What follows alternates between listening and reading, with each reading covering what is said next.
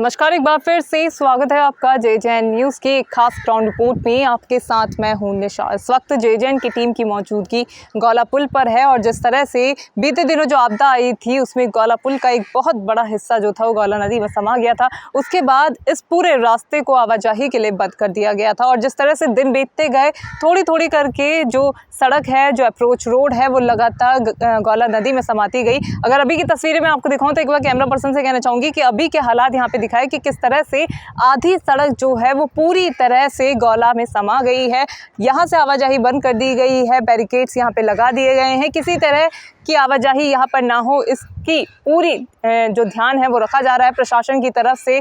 जगह जगह पर प्रशासन के जो कर्मचारी हैं वो मुस्तैद किए गए हैं। अगर यहाँ पे मैं तस्वीर दिखाऊं तो पीछे आपको पुलिस के कर्मचारी जो हैं यहाँ पर तैनात दिखेंगे। किसी भी तरह से लोगों की आवाजाही यहाँ पे ना हो इसका विशेष ध्यान रखा जा रहा है। लेकिन अभी कुछ देर पहले हम गौला पुल पर मौजूद थे, वहाँ पे हमें किसी भी तरह के पुलिस के कर्मचारी जो है वो मौजूद नहीं दिखे। हालांकि सर्वे के लिए पहुंची टीमें वहां पर हमें दिखाई दी जो अपना सर्वे कर रही थी। और अगर गौला की मैं तस्वीरें आपको दिखाऊं तो गौला में अभी पानी का जलस्तर जो है वो काफ़ी यहाँ पे कम है। जिस तरह से लगातार सर्वे के लिए टीम पहुंच रही है।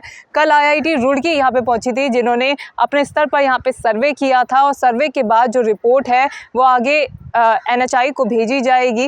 मैं आपको बता दूं कि इससे पहले साल 2021 में भी ऐसी दैवीय आपदा जो थी वो इस पुल पर आई थी, जिसके बाद 9.5 करोड़ की लागत से इस पुल का पुनर्निर्माण जो है वो किया गया था। लेकिन एक बार फिर से इस तरह की आपदा हल्द्वानी वासियों को देखने को मिली है, जिससे लोगों को कई परेशानियों का सामना करना पड़ रहा है।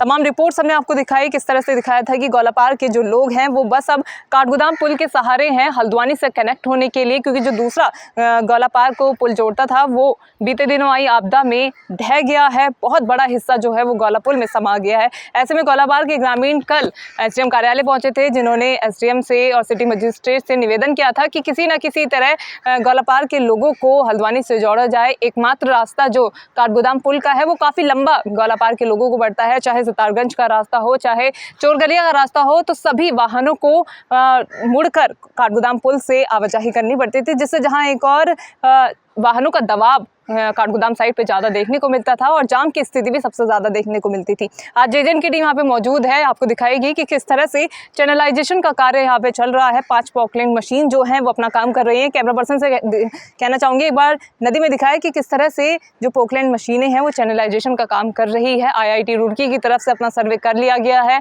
आज पंतनगर की टीम को यहाँ पर पहुँचना था, लेकिन अभी तक पंतनगर की टीम जो है वो यहाँ पर नहीं पहुँची है।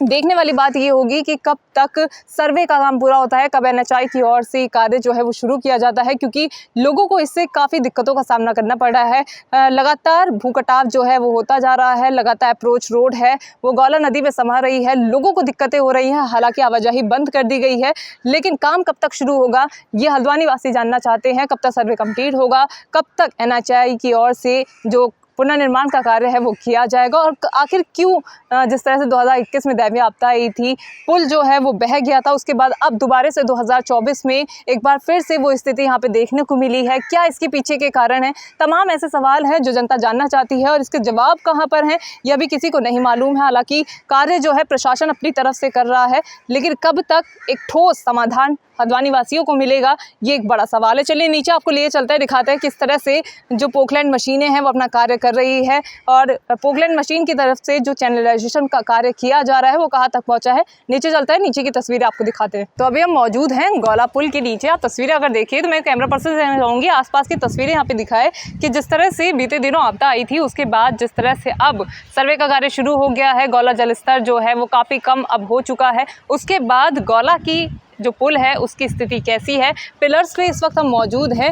अगर मैं मेरे साइड वाले पिलर की अगर तस्वीरें आपको दिखाऊं तो आप देख सकते हैं कि इस पिलर से जो सरिये हैं वो बाहर आ गए हैं। तो ऐसे में आप सोच सकते हैं कि जब गौला का तेज बहाव यहाँ पर टकरा के जाता होगा तब थोड़ा थोड़ा करके यहाँ पे कटाव होता होगा। जिस तरह से जो निर्माण कार्य यहाँ पे हुआ था उसके बाद अब जब गौला का पानी यहाँ पे भूकटाव करते हुए और जब पिलर से टकरा कर आगे जाता है तो थोड़ा थोड़ा करके अब जो सरिया अंदर लगाए गए होंगे वो बाहर आ रहे हैं। ऊपर की तस्वीरें मैं आपको दिखाऊँ तो एक बार कैमरा बराबर से होंगे। ऊपर की तस्वीरें दिखाए, पुल की तस्वीरें यहाँ पे दिखाए कि किस तरह से पुल का निर्माण यहाँ पे किया गया है। अब दोबारा से जब पुल टूटा है उसके बाद सर्वे किया जा रहा है। सर्वे के बाद रिपोर्ट तैयार की जाएगी जो NHI को भेजी जाएगी।